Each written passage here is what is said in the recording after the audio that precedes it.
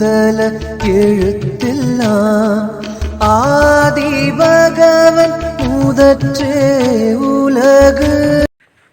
அகர முதல எழுத்தெல்லாம் ஆதிபகவன் முதற்றே உலகு. கற்றதனால் ஆய பயனென்கொள் வாளறிவன் நற்றால் தொழார் எனின். மலர்மிசை ஏகினான் மானடி சேர்ந்தார் நிலைமிசை நீடு வாழ்வார். வேண்டுதல் வேண்டாமை இலானடி சேர்ந்தார்க்கு ஆண்டும் இடும்பை இல. அறவாழி அந்தணன் தாள் சேர்ந்தார்கல்லால் பிறவாழி நீத்தல் அரிது. பிறவிப் பெருங்கடல் நீந்துவர் நீந்தார் இறைவன் அடி சேராதார். வாழ்வியல் தந்த வள்ளுவப் பெருந்தகையுடைய குறட்பாவிலே காமத்துப்பால் என்ற பிரிவில் கற்பியல் என்ற நிலையில் 116வது அதிகாரமாக பிரிவாற்றாமை, தலைவனை பிரிந்த தலைவியுடைய பிரிவை ஆற்றாமல் அவள் சொல்லக்கூடிய வார்த்தைகள் என்னவென்பதை வள்ளுவப் பெருந்தகை வாக்கிலே காண்போம். செல்லாமை உண்டேல் எனக்குறை மற்றனின் வல்லரவு வாழ்வார் குறை. பிரிந்து செல்லாமை உண்டானால் எனக்கு சொல்வாயாக. பிரிந்து போய் விரைந்து திரும்பி வருவது பற்றியானால் அதுவரையிலும் வாழ்ந்திருப்பவருக்கு சொல்வாயாக. இன்கண் உடைத்தவர் பார்வல் பிரிவஞ்சும் புன்கண் உடைத்தார் புணர்வு. அவர் அன்பான பார்வையும் முன்னர் இனிதாய் இருந்தது. இப்பொழுதோ பிரிவை நினைத்து அஞ்சுகின்ற துன்பத்தால் அவர் கூடுதலும் துன்பமாக தோன்றுகிறது. அரிதரோ தேற்றம் அறிவுடையார் கண்ணும் பிரிவு தோன்மையான்.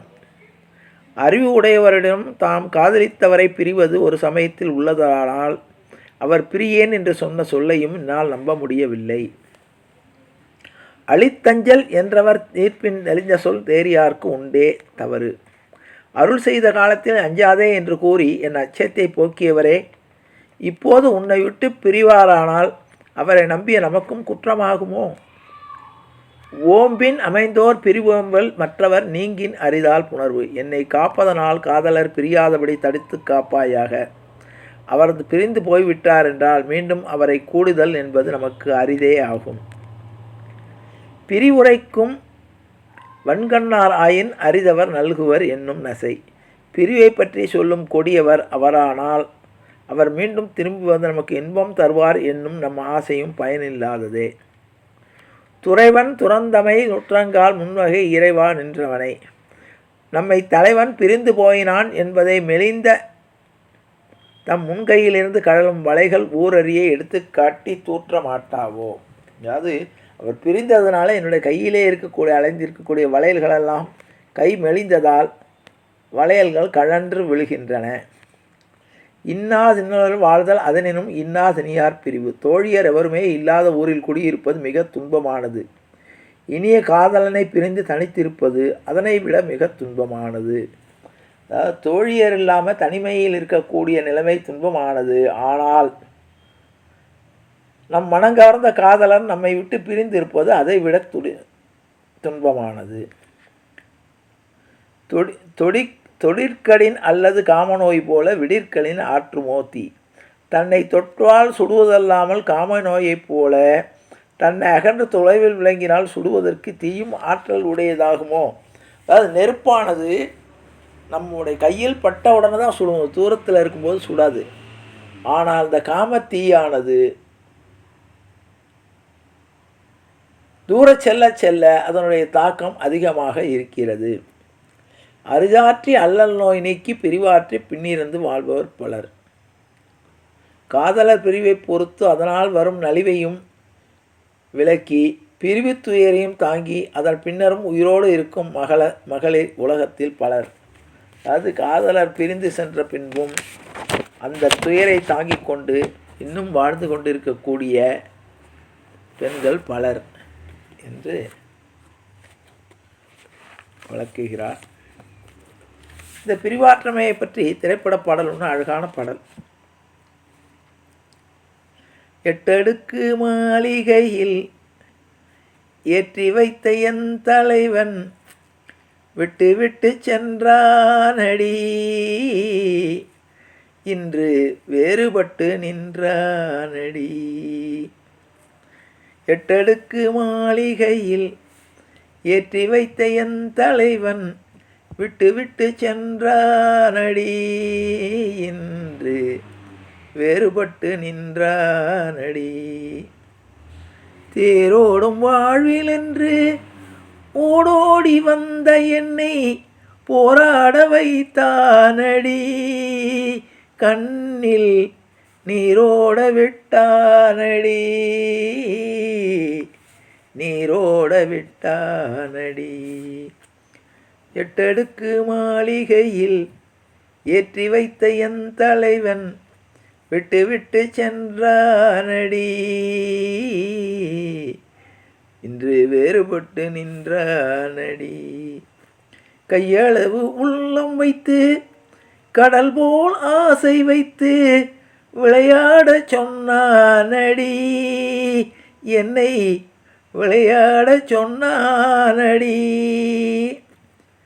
கையளவு உள்ளம் வைத்து கடல் போல் ஆசை வைத்து விளையாட சொன்னானடி, அவனே விளையாடி விட்டானடி,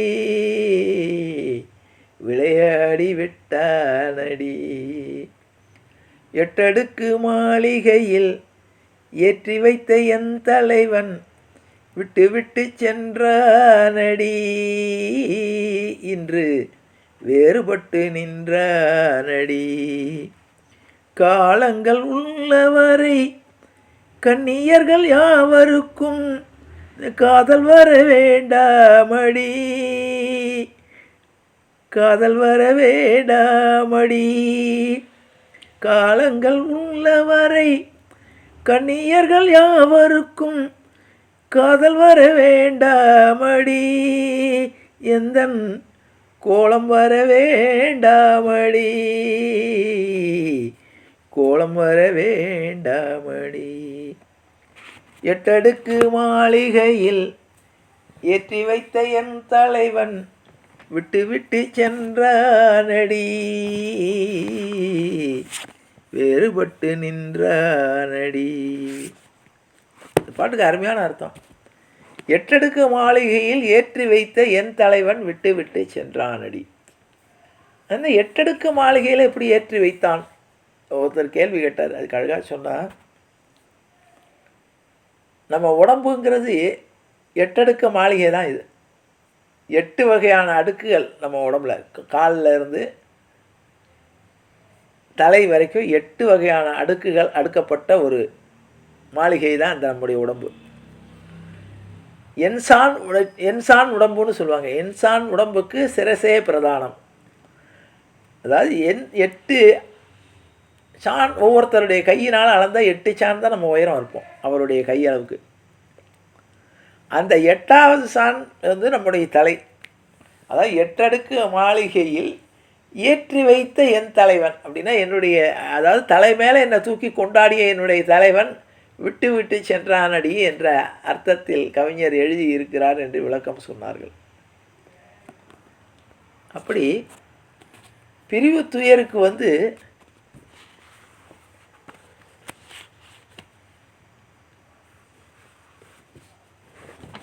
பிரிவு துயரை பல பாடல்கள் விளக்கி இருக்கிறார்கள். ராமனை பிரிந்த சீதையானவள் அசோகவனத்திலே நினைத்து நினைத்து அதை நினைத்து புலம்பி மெலிந்து அவள் சொல்லும்போது சிதையுண்ட ஓவியம் போல் இருந்தாள்னு சொல்லுவார். அழகு வடிவையான சீதையானவள் பொலிவிழந்து ராமனை நினைத்து நினைத்து அந்த தன்னுடைய நினைவினால் கண்ணீர் சொரிந்து அதனால் ஆடைகள் நனைய வருவாரோ என்று ஏக்கியத்தில் அந்த பெருமூச்சினுடைய வெப்பத்தினால் துணிகள் உலர அப்படி சீதையானவள் அங்கே இருந்தாள் என்பதையும் அது மாதிரி காளிதாசன் அழகாக சொல்லுவான்.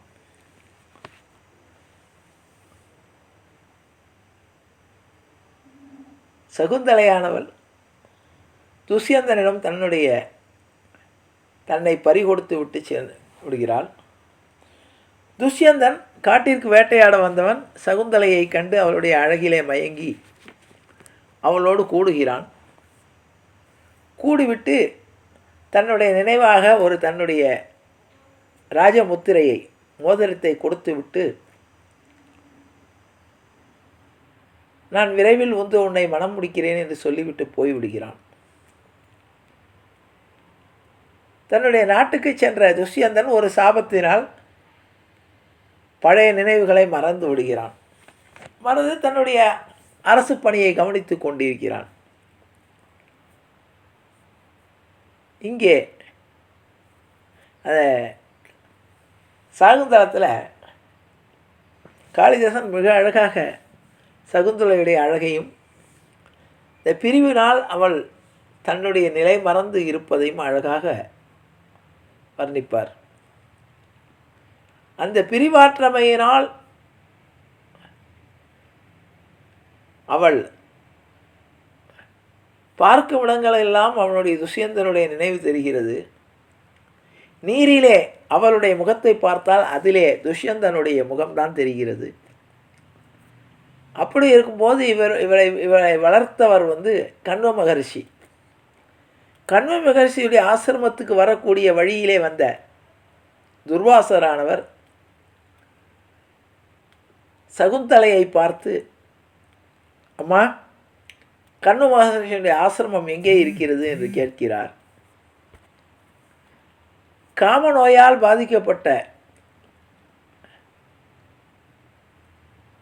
பிரிவுத்துயரால் பாதிக்கப்பட்ட சகுந்தலையானவள் மெய் மறந்து அவருக்கு பதில் சொல்லாமல் தண்ணீரையே பார்த்து கொண்டு அதில் தெரிந்த தன்னுடைய உருவத்தை துஷ்யந்தன் உருவமாக நினைத்து கொண்டு பார்த்து ரசிக்கிறாள்.